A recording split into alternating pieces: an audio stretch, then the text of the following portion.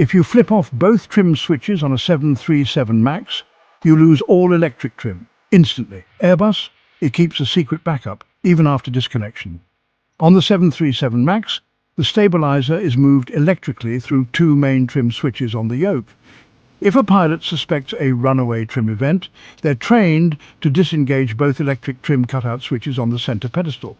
Once those are off, no part of the aircraft, not the autopilot, not the trim wheel, can move the stabilizer electrically. From that point on, it's mechanical only. Manual trim wheel, cable driven by hand. Even if the autopilot is disconnected, the system stays dead. In the A321 and across the A320neo family, the trim system works differently. Even if you manually disconnect the side stick or shut off flight director guidance, the autopilot flight control computer can still send trim commands to the horizontal stabilizer. That's because Airbus treats electric trim as a protected function and always routes it through the flight control laws. So unless you're in direct law or total system failure, pitch trim logic remains available as a fallback. You never fully kill the system by hand. Boeing gives the pilot hard authority. If you want to disable the system, it listens, instantly and completely.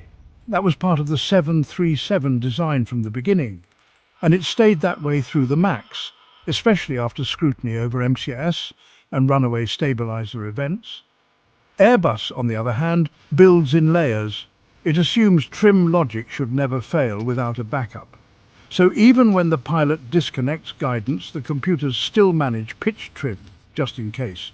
For Boeing pilots, training emphasizes manual trim memory items, knowing when to cut power and use muscle instead of software. Airbus pilots are trained to trust the system unless degraded into direct law.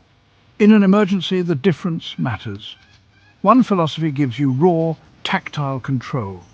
The other gives you protected fallback, even if you didn't ask for it. So here's the question. Would you rather completely kill electric trim with a switch, or trust that a computer will always keep it alive, even in an emergency? 737 equals full manual cutoff. A 321 equals logic in reserve. Which one would you rather manage at 5,000 feet in turbulence?